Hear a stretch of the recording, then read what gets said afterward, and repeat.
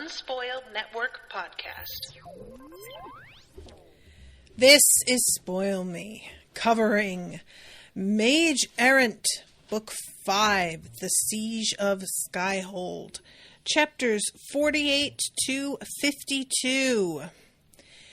In these chapters, man, you guys, it is pretty rough to read about Alustin's attacks from the perspective of somebody who seems to genuinely not want to hurt him. I'm not feeling awesome about this. Also, Sam is here. Welcome to Spoil Me.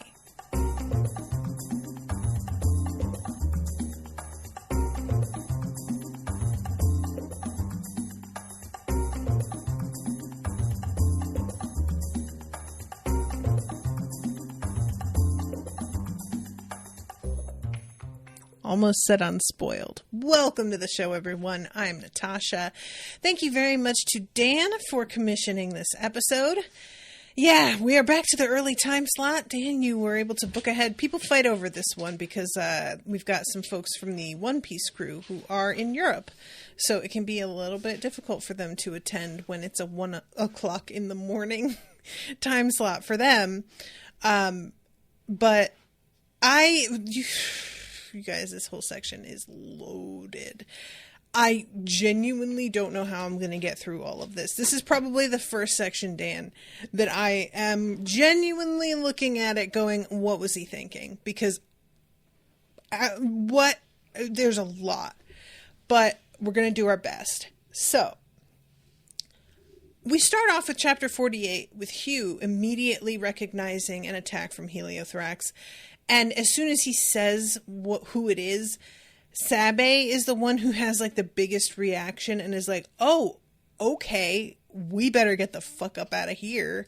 And they begin to flee, but he kind of like collapses in pain. And of course, Talia and I, for the record, we both thought that this was due to his lung issue. But it turns out that he is feeling this extreme pain because somebody has got a hold of Mackerel. And what we find out later is that this person has been like, they went after Mackerel and have been like basically torturing this poor book in order to exploit the bond between the book and Hugh and get Hugh to come to them. But I was like expecting that something had happened to the students that he had sent off with Mackerel and that he was injured and like had been sort of sidelined and maybe something worse was happening to the students. It didn't occur to me that the book itself was going to be the target. You know what I'm saying? Which, now that I know the way that everybody sees Hugh as like one of Kandaron's weaknesses and that people are aware of the book's connection to Hugh, I'm a lot more concerned for Kandaron, or for Mackerel, as a means to an end for a lot of people. Like the mage who did this, while he may not have made it, I can't imagine he's the only one that's going to come up with this sort of idea. And I just feel bad because like Mackerel didn't agree to this. I mean, I guess pacting, but like, you know what I'm saying. Mackerel is an innocent as far as I am concerned in all of this. And for them to like go after him, I guess that's the nature of like taking hostages though, isn't it? Is that you like go after somebody who really technically has nothing to do with anything, and that's how it works. So we get something awful after we depart from them. We go to Loarna, and I can't go step by step through this fight as much as I would like to, but I just want to mention that she's got something like 40 layers of wards going on around her that anybody who wants to fight her is going to have to get through in order to affect her at all. And she is using chalk dust, and she is also, of course, using like attention wards to keep people from noticing her so that she can just come up and stab them with daggers that she's got. Oh my God. You've been so quiet all day. I'm sorry, guys. Anybody need a dog? Because he is, as much as he does not represent himself super well in these instances, a very sweet, good dog who loves cuddles. Please, please, I will bring him to you. We need a home for him so bad, you guys. Him and Pippin fight so much, and it's killing me. Dan says, you called a chalk affinity a couple of books back. Did I? As much as I'd love to take credit for that, I have no memory of it. I believe you. But was it in reference to teachers or something? But yeah, I'm sorry. I said that she's got like 40 layers. It says the cloud had hundreds of layers. To her knowledge, no other wardcrafter in history had replicated her feat. She could only have so many of them active at once, but she didn't need many active at once. She hardly even needed to pay attention to maintain her defensive cloud. Lorna wasn't one to brag, but she was fairly sure she could defend herself from one of the great powers if she needed to. Which is technically true. Not enough, though. Not as true as I was hoping it would be.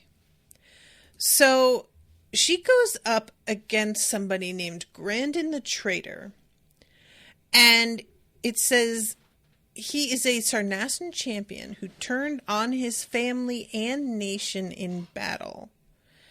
He had cut down a third of Sarnassus' Griffin riders in the battle when he sided with Havath. Riders he'd trained alongside. Riders who trusted him. And Loarna, who has been talking about how she doesn't really understand the way people work. And for the record, the reason she's saying that is because they have non-mage combatants in this war. I'm going to go ahead. Her and Hugh are both why the fuck would you even bring non-mage combatants into this fight? They're not going to stand a chance. I am a little bit concerned that there is a weak spot here that they are not seeing. Is there something that would allow a person without any particular magical ability through a certain type of ward, and somebody who is a mage would be kept out due to their affinity? Regardless of what that affinity might be, I'm just sort of worried that because she and Hugh both mention it, it's really easy to dismiss it as they're just throwing lives away or don't see the value in non-mages, or even those non-mages are desperate to fight whether or not they're going to stand a chance at all, because there are some people who just, they want to do something, and that's really what the point is for them, even if they're not super effective. But what if there's something magically speaking that means they are able to get into a place that otherwise would keep mages out? I don't know what that would even look like. I don't know of a mage who would create a ward or spell that only affects magical ability and doesn't affect people who don't have any. Just purely ignorant. But I just felt that it was mentioned twice, and it might be significant because of that. So, Sir, I'm going to have to ask you to come over here. Come here, Sam. Come here, you little butthead. Yes, you little butthead. Come here. So Lorna is going up against this guy, and I really do enjoy that he tries to give her a speech that it turns out is a speech she's gotten a million times. Do you know what the weakness of every ward is, though? Yes. And she makes eye contact with him, and it's noted how hard that is for her. And this is part of... There was actually a mention in the Discord about Lorna's, some of the twitchiness, for lack of a better word, that Hugh sees and attributes to PTSD. And I think I said when I was recording that I was attributing it to being on the spectrum somewhere, or just neurodivergent in general. And the fact that she has such a problem with eye contact as well makes me think autism specifically, you know? So I don't know if we're going to find out more about her history at any point, but at this juncture, I'm going to say, like, it's certainly possible that it's both, but I feel like I was more on the right track than Hugh was as of right now. But yeah, she is like makes eye contact with him when she says raw power. It's the same speech every Battle Wardcrafter gets again and again and again. It's infinitely tiresome. And he is like coming at her throughout this conversation, like grinding through all of her different layers of defense. And meanwhile, she is using the fact that he is like trying to he's using his wind affinity to get through her layers of defense. He is like tiring it out and draining it a little bit. But what she is doing, let's see. Loarna could feel the traitor's mana flood into his spell in greater quantities than she could ever hope to wrangle. The lightning grew in intensity until even her wards struggled to protect her eyes from the glare. Then, with a great shudder, Grandin's windshield simply fell apart, the air pressure inside the valve ward too low for it to stay stable. Before Grandin could even react, Loarna's daggers had stabbed into him. And he dies, but then she falls. And she looks down and sees a hole in her abdomen. And there was a part of me that was like, no, but she'll be okay, right? She is not okay, kids. She is, however, very proud of the fact that it's just a hole in her abdomen. It's not the complete annihilation that he intended with this spell. So, despite the fact that she does die, it's not the kind of effect that he normally would be able to produce. And so she's feeling herself for a second. And there's this line, you guys, at the end. Loarna of the Vault, the greatest wardcrafter in the world, died with a smile on her face. It was finally quiet again. I really think that was pretty rude, John. Okay? If you could just not be so absolutely devastating with the death of a character that I grew to like right away and then you took from me, it would be great. I'd appreciate it.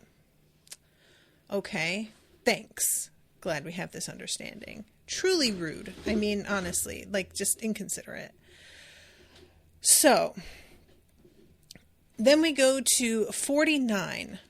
And this is the part that I am tempted to really like gloss over a little bit if I'm going to make time in this for fitting everything in. We have a variety of great powers who are fighting Heliothrax, who are fighting, Tarsinex. We have, we go to Sabe's grandmother for a little bit as well. And while I am interested in like learning about their personalities via being in their... Holy shit. I'm sorry, you guys. I really am. Like, if I could put him out in the rest of the house without being supervised, I would. But he just, as you can hear, likes to like get into stuff. And I am really afraid of what I will find if I go out there.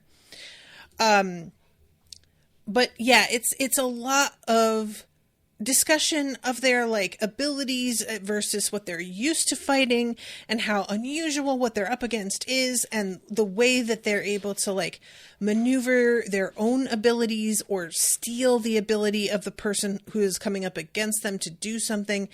And overall, as much as it's like a fun thought experiment, I am not as interested in this part. This is just something that I have learned about myself, is that I want things to make sense. I want there to be like a general baseline rule for your magical system that means something and that you stick to, unless there's a really good reason to not stick to it. And I want to feel the action, like I want to feel some stakes. Beyond that, I'm really learning that action sequences, unless they're punctuated by some heavy character stuff, I don't love. And it's just something that for me, I am much, much more interested in dialogue and the interpersonal relations of characters. And I think that's part of why I really enjoy like the later battle scenes in Cradle, is because by now, you know, book 12, I've gotten to know all of the characters who are fighting each other really, really well. And because I understand them and I understand the type of magic they're working with, I feel like super invested in the way it goes because of their interactions and attempts to negotiate with each other. Here, these great powers that are appearing on the scene, a lot of them I don't know and I don't get to know before they die. And the only ones that, you know, like I've been in Archer's head before. I'm aware of how powerful he is, but the person he's up against, I don't know very well. So there's like bits and pieces where I'm like, this is pretty fascinating, or just adds a layer.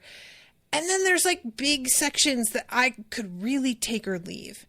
And I don't, you know, I'm sure that there are plenty of people out there for whom this is like their bread and butter. I think that's like who John Bierce is based on his writing.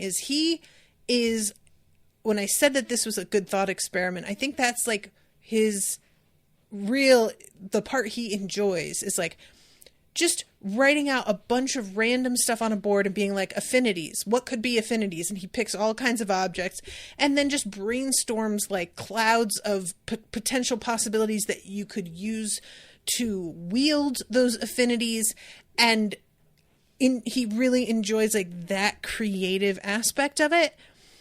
And I completely get that as just like exploring that is a really fun, especially when it's like a world you're inventing and you can kind of do whatever.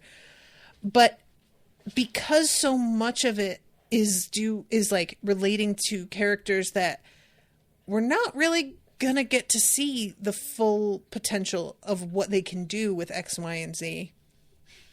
The exception to that being like Alustin and seeing what a paper mage can do, because he is a character we have really gotten to know.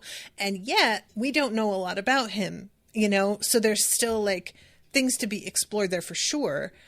But I know that like in terms of the way I have seen people react to this kind of writing, I don't know if I'm in the minority in general, or if the people who love this particular aspect of magical universes just tend to be a lot more involved in the fandoms or more vocal, because I feel like I'm in the minority, but I'm not actually sure that's true. It's just the spaces that those folks tend to inhabit. They're really focused on exactly how the magic works. And I don't need personally to know that in too much detail. If you know, fine. If as a writer, I mean, but all I need to do is like trust that it works and that there is a ceiling on it, or that if there isn't a ceiling, exactly why that is, and for it to be consistent. That's all. So MX Shard says, on paper, their matchup shouldn't have even been a fight. She's absolutely incredible, and I'm still a bit mad at Bierce. I really liked Lorna. Same. I feel that I'm not after a slap fight between demigods. I want moments like, I'm here to punch a hole in the sky. Yeah, exactly. Like, with Lyndon, he gets where he gets after all this struggle, and it just means something. Whereas we've been dropped into a world with a bunch of great powers that already exist that are making moves on their own for whatever reason. They have sided with the Havathi, and I don't know why. There's a lot about their motivations that is like shrouded, and therefore I feel sort of at sea with it. I just, if this were something I was watching on television and I could just sort of enjoy the spectacle of it, then sure. But when it's being like written out and I have to get through it in text, I find it really difficult to stay interested and to follow it. Frankly, there are times where a thing will happen and I will feel like I didn't absorb why that person went down, you know, or why so-and-so won. So we go to Indra Stormbreaker's POV, and she herself is like really annoyed because this puppet, the Force Mage, is like beyond anything that she has ever encountered. And she's trying to figure out any way to get this person to stop chasing her and get off her tail. She's also dealing with this Hydra, which is like humongous. And when we go into Sabe's grandmother's POV, we find out that they get more and more like indestructible as they get older. And they are like the Hydra, it's the whole myth about like cut its head off and burn the stump. That is just not how it actually works. So she is, let's see. Here it is. She did have Heliothrax's Sunfire in a sense. She reached into the storm and ripped a hole in it, one straight over the puppet. And she begins to, like, she thinks, make her final blow, but then the Sunfire just, like, misses. It's obvious Heliothrax is able to manage it and keep it from injuring her own side. And Indris, who has been very, very pleased with herself, is like, God damn it, fine. So basically what she does is she dives downward, and it says she hoped the puppet wouldn't notice the fact that the downburst was laden with far more sand than the rest of the storm, that it was ripping a hole in the top of the storm, that they were diving far past the point where they should have met the dunes of the Endless Erg, that they were plummeting into a crater like an upside-down mountain that had been carved out of the desert. And indeed, she does not notice. And she breaks her dive, and she, like, starts upward again. Dana Bruma detected the bedrock at the bottom of the crater at the last moment, and the high-speed dive of her sarcophagus began to falter, but it was too little, too late. And it slams into the bedrock. It was entirely possible that the puppet had survived the impact. There was no chance, however, that the puppet or her attendants survived when the main body of the downburst hit the bedrock, carrying the entire contents of the crater.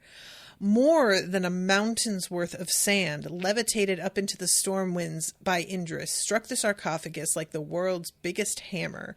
The bottom of the immense mass of sand fused into sandstone by Indris. And, like, is this dope? Yes, but that scene that I read to you is a lot longer than that. It's a lot longer than that.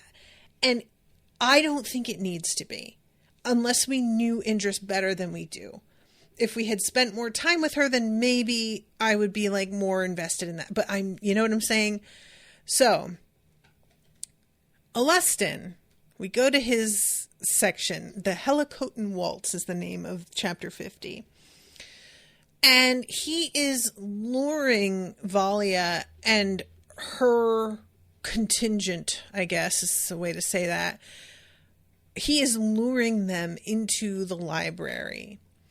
And there is a moment that I think is fascinating. She doesn't recognize where they are for a moment. So that's already her not, like, being as focused as she should be. And she says, "You know you can't win. You've never faced this many sacred swordsmen at once. You've never once beaten me, and I've always held back in hopes I could one day convince you to see sense." Several of the sacred swordsmen shot Valia dirty looks. It couldn't feel good to hear your leader admit to valuing the worst enemy of your order over the lives of you and your fellow members. Which, that didn't occur to me as she said it, but once it was put that way, I was like, oh yeah, like, I wondered if this was going to haunt her later. As it turns out, everybody fucking dies, so it does not. But in this moment, I was like worried that maybe somebody would turn on her after hearing this, you know? So this is when Alustin draws attention to the fact that they are in the Grand Library. And the empty suit of paper armor floating in the middle of the sphere of sacred swordsmen dissolved into fluttering paper golems. Even Alustin's saber dissolved into foil-covered paper.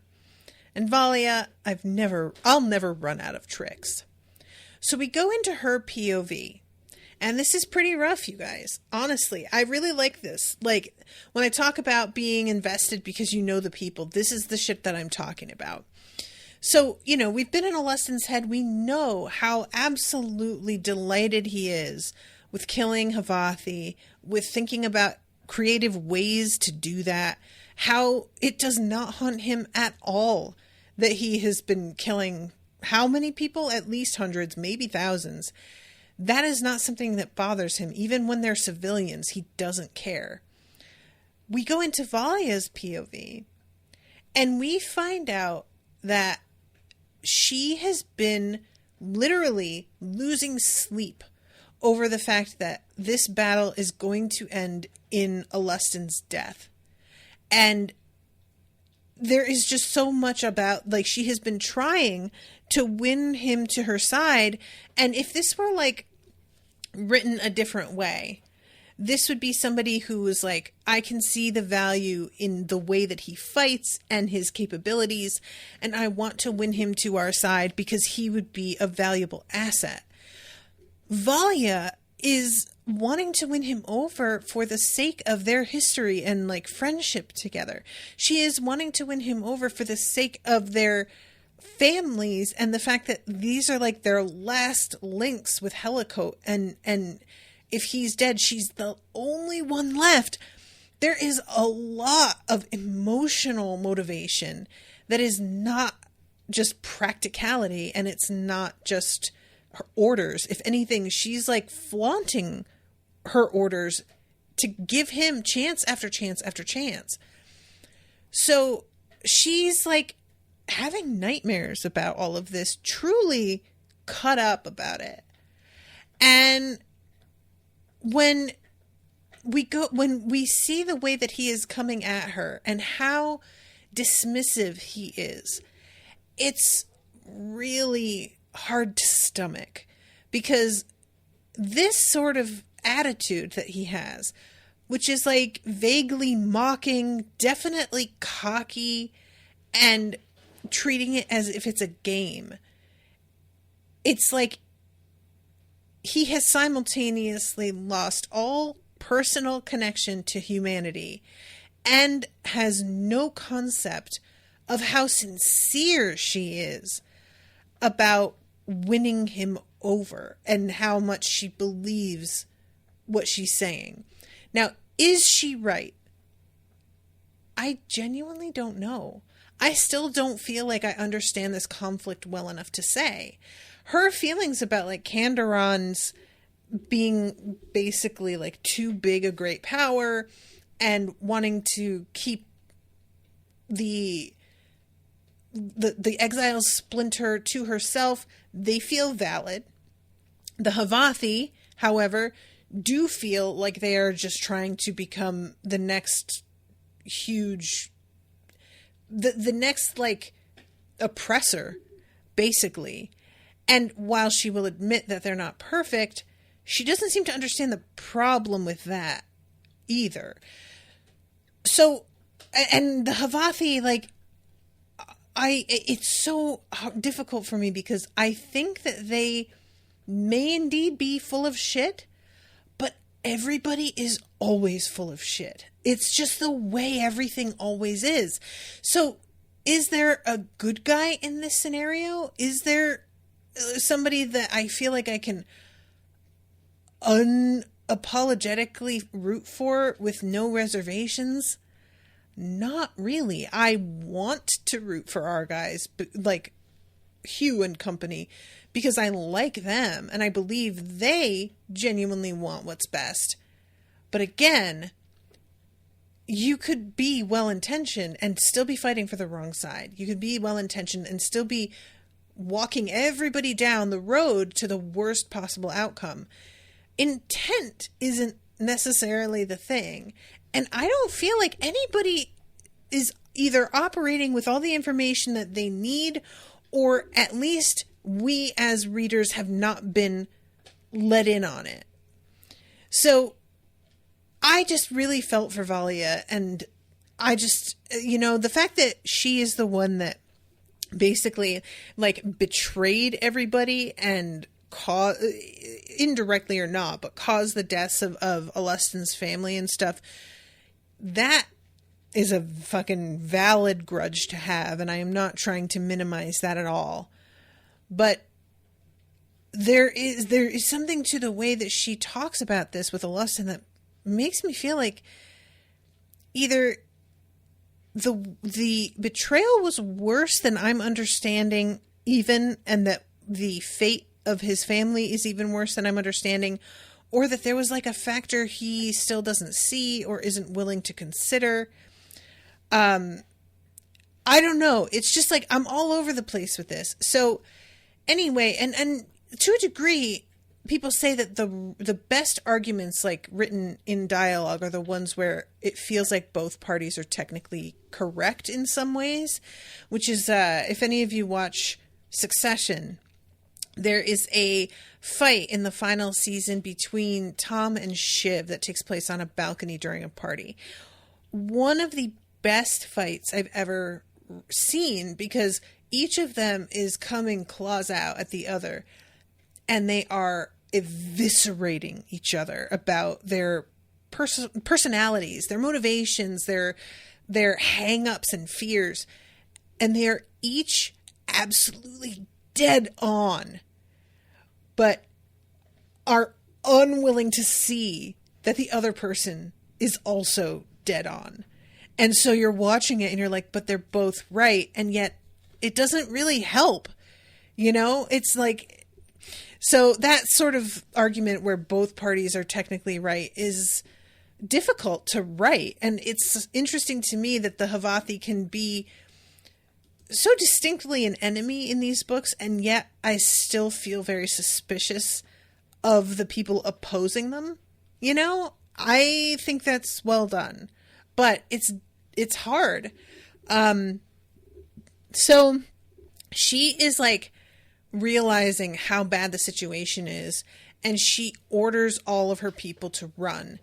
And there are, I don't even remember how many that she starts out with, but it's a scene of such horrible devastation of one person after another getting picked off that it's like a horror movie. It feels like Alustin is Jason, and he is tracking everybody down, and he is unrelenting and finds these like new and gruesome ways to end their lives in a spectacle that is like for an audience that doesn't exist. There is something so theatrical about the way he's approaching all of this that it's totally disconnected from humanity, like I said. And there are probably people out there who deserve this kind of treatment. I don't see Valia being the one. I just don't. And the fact that we know Alustin has literally sat around thinking up the most creative ways to kill Havathi, and that's like one of his favorite pastimes. It's so evident here.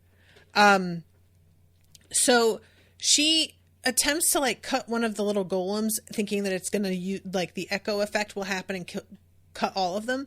And he's like, actually, each one of these is unique, so that's not going to work. They're even made out of different types of paper. And then she realizes, like, oh my God. And she yells for her troops to run. Some don't right away. Overrun by the swarm, patches of red bloomed in the cloud of white, which is like really evocative. And it's just, again, him just like taunting her, talking about like, we're serious when we call ourselves librarians. A razor-sharp sheet of paper suspended in midair slid past her in her dive, slicing off a lock of hair. And it's been camouflaged somehow. It's just like sitting there. And two of her swordsmen get completely sliced up. Let's see. She dodged past a flying iceberg the size of a house covered in shelves where books made of ice rested, only to spot a second golem coming their way. And she is like trying to find an exit here. And there's all of these books that burst out off a shelf and come at her. And she slices one in half, understandably, thinking that these books are part of Alustin's attack. Turns out, no. These books are just library books, and they do not take kindly to being destroyed. And Alustin is like, oh, now you have to pay a fine. And the books grab one of her warlocks and drag her toward the shelves, and then there's just a crunching sound. And the books then leave her alone. A life for a life, and the fine is paid. And when she is like, how can I still hear him so clearly? He has attached a glyph to her body so that he can like talk directly to her and fuck with her mentally while they're fighting. Again, it's a lot. This is like scary. And she tries to dive at one point. Some of them can follow, but some slam head first and break their necks. Valia glanced back to see a new recruit falling limply in a shower of books and forced herself to look away. You know, these are people, man. They're people. And this is what's sort of like unnerving. This, and then when we are in Sabe's grandmother's POV, she's thinking about how the usual way to like deal with dragons is to basically like use air pressure to inflate them and then cause them to explode from the inside out. But that's too brutal for her, so she just likes fucking with air pressure so that their wings won't carry them anymore, and she finds it genuinely amusing when they like shriek in fear and realize that the air can't hold them anymore and plummet to their death, and that it always, quote, brings a chuckle to her lips. And I'm like, I just can't imagine being of that mindset. And that is not to say that I couldn't get there potentially if I felt a certain way about an enemy, or if they had, but between her and Alustin and the way that they both talk about killing and approach it, I am not loving our side. I'm not. It's just not sitting well. So, and again, this wasn't how their story was supposed to go. Alustin wasn't supposed to turn into a monster from a children's tale. He was just a broken child himself, lashing out at the world that had hurt him. He was sick, and he deserved pity, not fear. And she's like thinking all of this, but there comes a point where like you can believe that somebody deserves pity, not fear, and that they are lashing out because of hurt. That doesn't change the harm they're doing. That doesn't excuse it. It's a reason, but that's all it is. And the consequences still exist. So, and there's this moment, there's a flesh-colored book on a shelf, and this dude touches it, yanks his hand away, and there's a drop of blood on the cover which gets absorbed. At first, she thinks that's all the damage that was done, that he let go of it in time, that whatever would have happened doesn't. But then she turns back and sees that he's shaking, and he's staring at his hand. Words had started to write themselves on his flesh. They were creeping up his wrist in great streams of letters glistening with fresh black ink. They writhed and danced on his skin, and Valia's mind struggled to make sense of them. Every time she thought she could understand one of the words, her mind lost her grip on it, and its meaning just slipped away. His skin had gone unnaturally pale, and he was in clear pain. And she tries to like signal him not to scream, but he can't stop himself, which gives away their position because at this point they're literally hiding. And Kenson began to twist and fold in on himself, and in moments where her lieutenant had stood, a pale, flesh-colored book rested on the floor. And we have heard about mages who disappeared in the library, and then books appeared, and I think we're seeing how that happened. So this is when we go back to, we're in 51, and Hugh winds up having to be carried by Godric because he is just not in the shape to run. Everybody has to basically stop Hugh and be like, dude, if you keep pushing yourself, you're going to be so, like, you're going to be in such bad shape when we get to the fight. You won't be able to fight. So what's the point of that?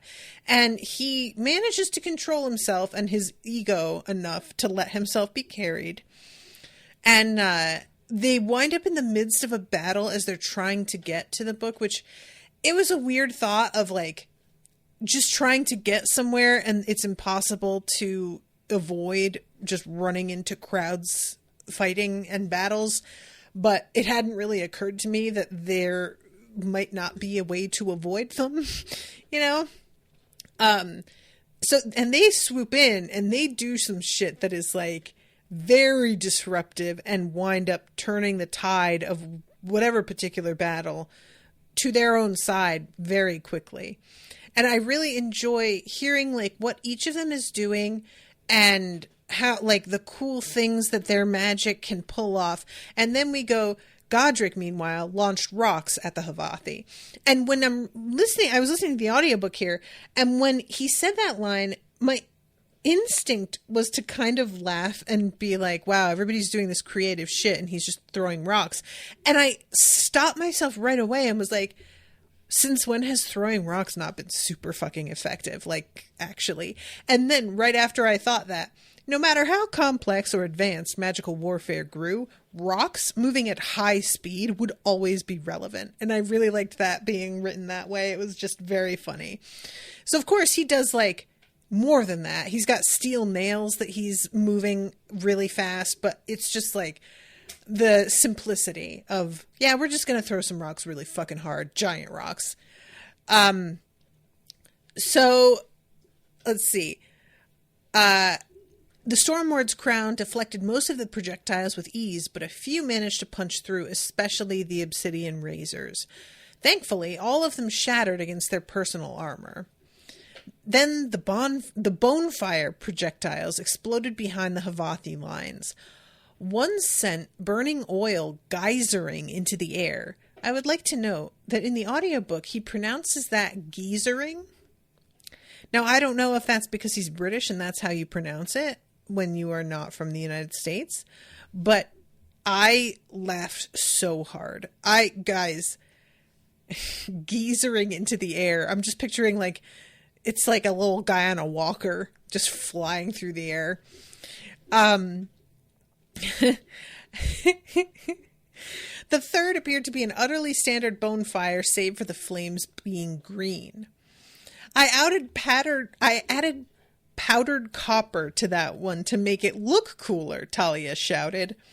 Hugh started to roll his eyes, then stopped himself. Just because he was angry about having to be carried didn't mean he needed to take it out on the others.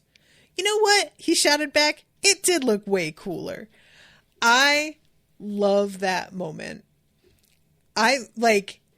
Because I am so guilty of letting my present mood affect the way that I respond to things that I otherwise wouldn't be so shitty about, you know? And I'll tell you something that's been really helpful with me in that is the dogs. I will be so angry because they just fucked something up. And I turn to like try and yell at them. and they're looking at me with their cute faces and their big eyes and their smiles, and I suddenly stop and I'm just like, they didn't know, they don't know. And it just like cuts off my rage at the root, because they're adorable. How can I yell at these faces? Now, don't get me wrong. Occasionally that's not enough and I still yell at them, but I just liked this, you know, the self-awareness. So they finally get to Mackerel, and there's this fucking mage who has got him suspended, and he's causing pain to try and lure Hugh here. And he's just like, oh, I'm going to claim the bounty on your head. Kandarin's a fool to let you wander around when you're such a vulnerability. I've heard so many stories about your, like, abilities, and I'm sick of it. I'm going to show you what it really means to be a ward crafter.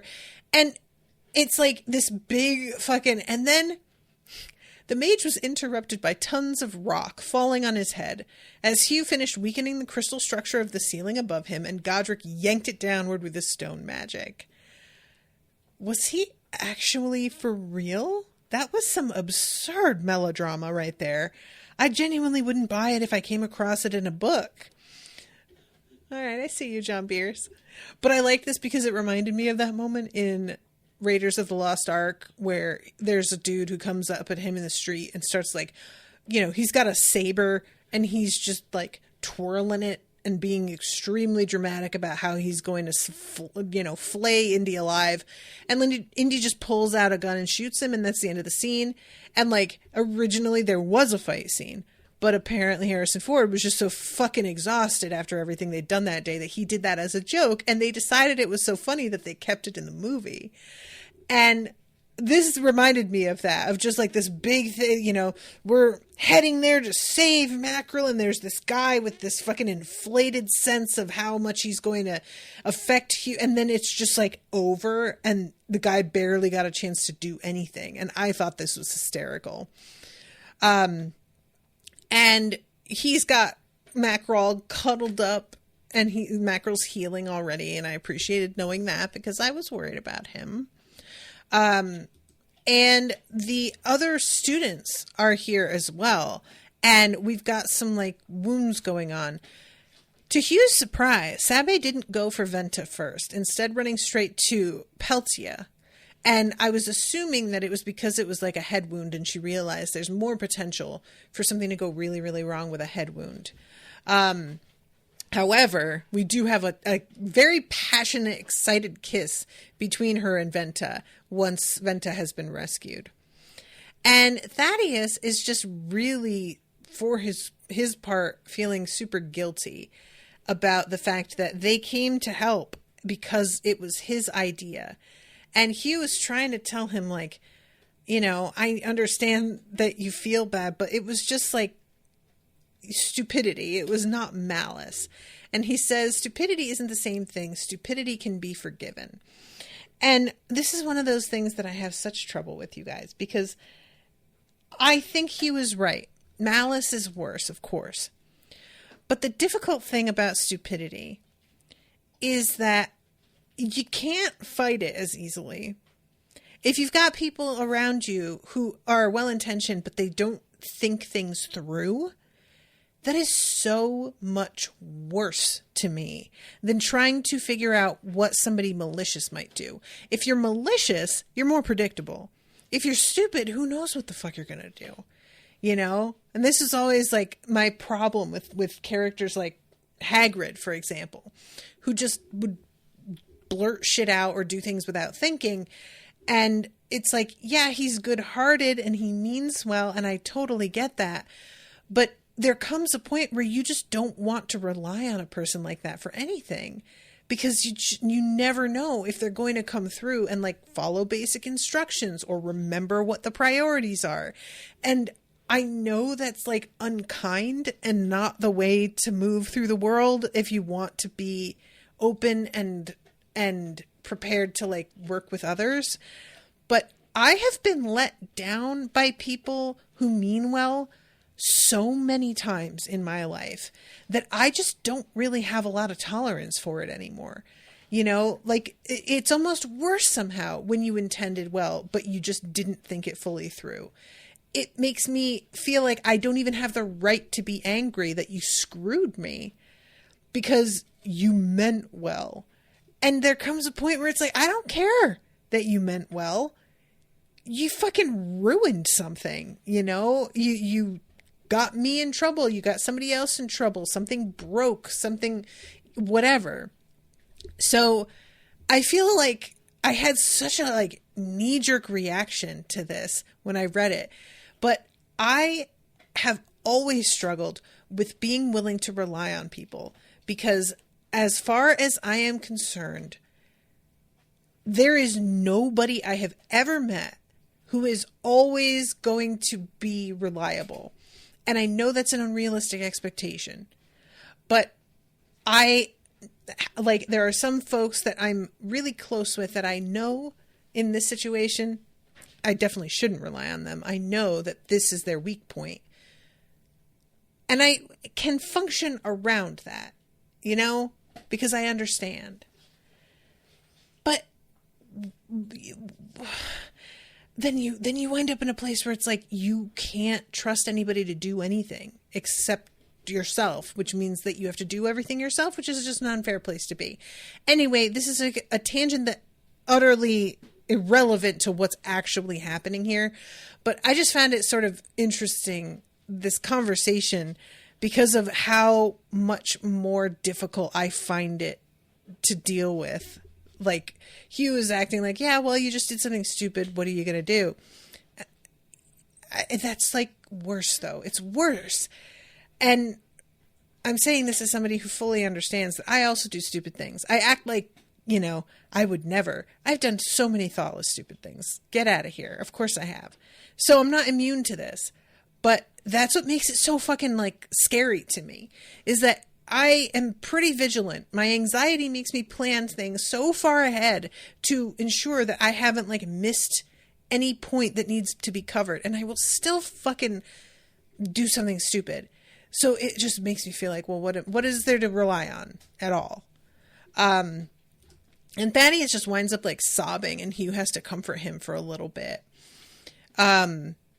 And I really appreciate that when Sabe and Venta do kiss, Thad is the one who says, finally. So then we go to chapter 52, and this is the Ilinia Candace POV. Like I said before, I don't feel the need to go through all of this. She is just like, she is trying to figure out how she is going to deal with this Hydra. And here it is. She especially liked using wind to slay the Havathi dragons. Their terror when the sky betrayed them never ceased to amuse her. Inflating their lungs with wind until they exploded was a classic Candace move, but it was rather crude and brutal for Alinia's taste. Instead, she preferred lowering the air pressure, rendering their wings unable to hold them up. Their terror as they fell out of the sky always gave her a good chuckle, which is just truly like, yikes, you know? So there's a moment here that I thought was kind of interesting. Artur is still fighting Tarsanax, and she's thinking about how if she kills Tarsanax for Artur, he will try and come with them to beat the Hydra. And she believes that will get him killed in moments. And I'm really not sure why she's so certain that would happen. If she's underestimating him, or if there's like something about the way the Hydra functions that would be particularly effective against Artur. But it was fascinating to me that she thinks I could definitely take care of that dragon, no problem. But if I do, he's going to do XYZ, so I have to leave it. I like seeing that she thinks that far ahead. I just I don't know why she's so certain that's how it would go. And in the end, she does wind up like stepping in a little bit. He is like crushing this dragon, and it's healing itself over and over again. And eventually she pulls like air out of this bubble around it so that it says She evacuated the air around the Sound Mage dragon, then sealed it in a vacuum bubble. The partially healed dragon stopped playing dead and started flailing wildly. It was still too badly damaged to drag itself out of the vacuum. She felt it frantically reach out with its sound magic, but sound was useless to it without air. It managed to vibrate the dunes underneath it a bit, but that quickly faded away. She'd keep it sealed in its bubble for a few minutes to make sure it stayed dead this time. No need to tell anyone about it, though. Arthur had finally just stepped up into the realms of the great powers. She didn't want to take away his self-confidence. And I'm really curious whether he notices and she's just not aware of it. Like, I genuinely can't tell, because I think that Arthur is smarter than a lot of people give him credit for.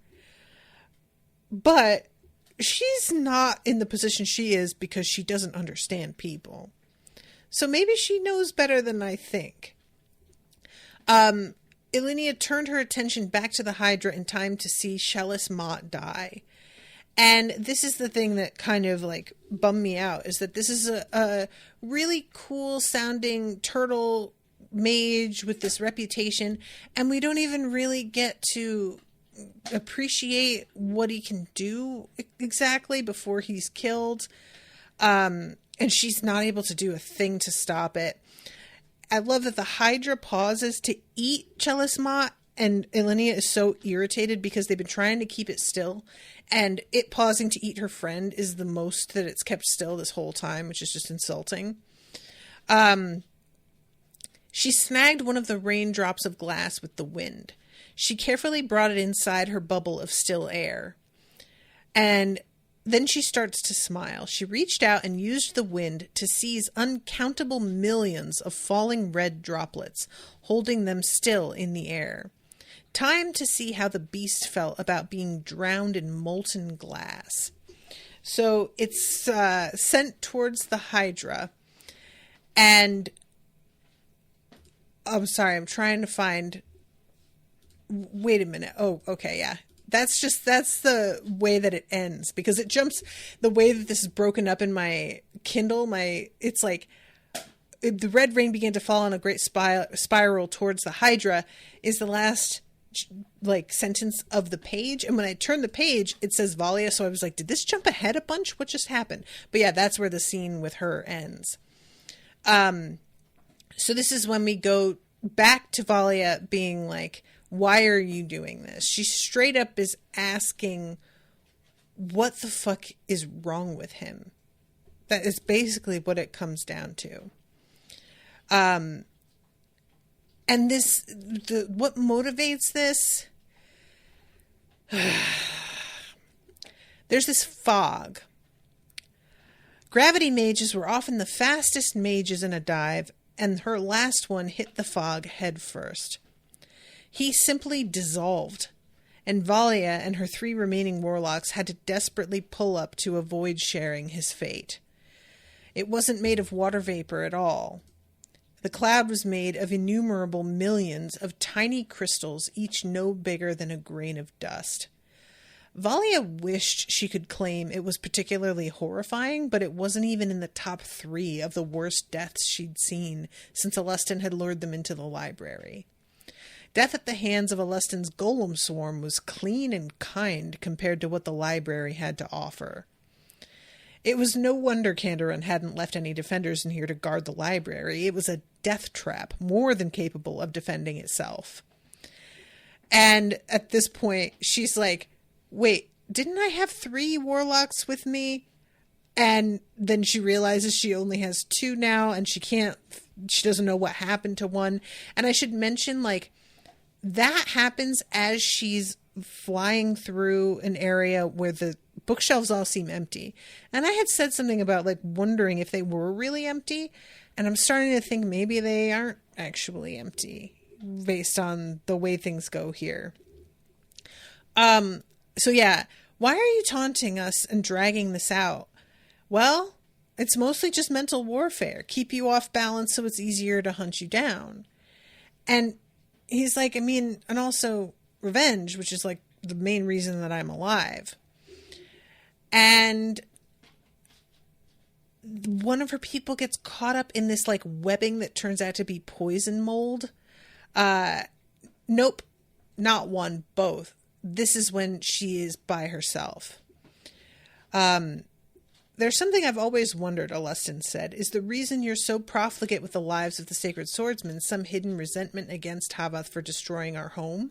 Do you throw them away so pointlessly as an act of spite and petty revenge? Or is that you just doing your duty? It's not like warlocks have ever been anything but disposable to Havath. And she says that Havath is my home. It's not perfect and they've done terrible things, but it has a dream of being better. And you're just perpetuating the same hideous cycle. And he responds, you're right.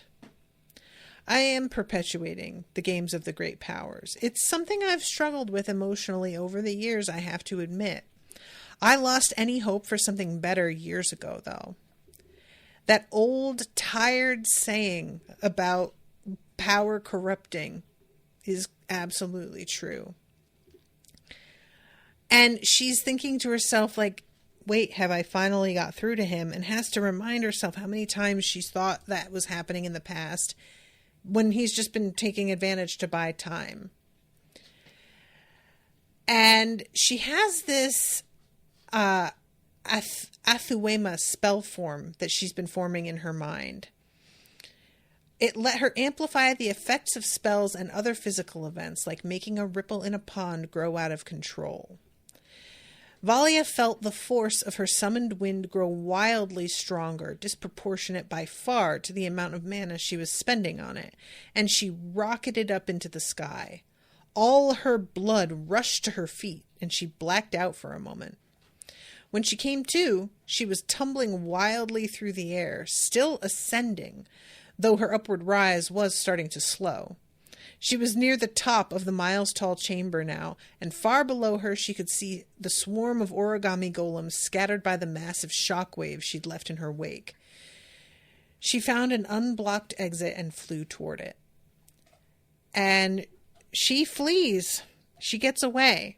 And I've got to admit, I was relieved. I don't know if there's going to be a point at which Alustin, like, turns away from his, like, his revenge. I don't really see that happening, but I wanted her to, like, live to fight another day in case it is still possible. I have the sort of same hope for him that she does, I guess, in the end. And we still haven't seen, as far as I can tell, the extra affinity that he has been working on. The, like, what do they call it? Artificial affinity?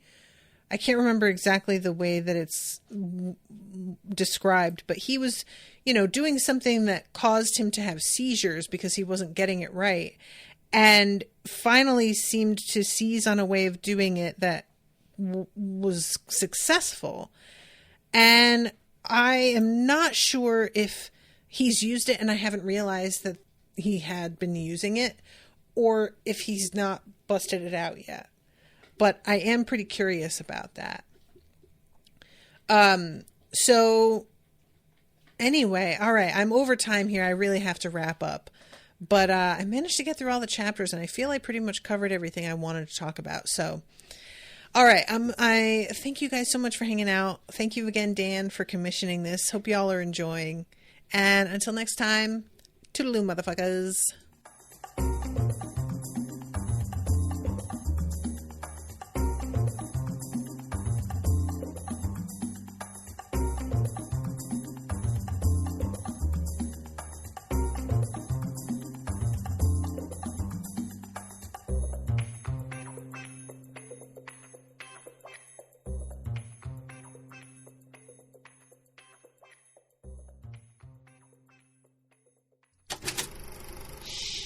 That was an Unspoiled Network podcast.